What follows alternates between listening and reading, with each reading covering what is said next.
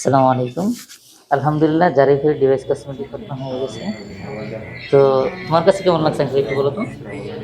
মোটামুটি আলহামদুলিল্লাহ অনেকটাই ভালো লাগছে। মাশাআল্লাহ। তুমি ব্যথা পাইছো কোনো? একটু লাগছে। একটু ব্যথা পাইছিলা ১ম এ ইনজেকশন দেওয়ার সময় পিঁপড়ার কামড়ের মতন না? জি, এরপরে তো আর কোনো ব্যথা পাও নাই? জি না। মাশাআল্লাহ। আপনার কাছে একটু কেমন লাগছে যদি বলতেন? জি, আলহামদুলিল্লাহ ভালো হইছে। আ খুবই ভালো। আপনারা যারা আসতে চান, আপনারা আসতে পারেন। মাশাআল্লাহ খুবই ভালো হয়। ভয় ছিল একটা ভয় ছিল। নয়তো আরো আগেই করাই ফেলতাম।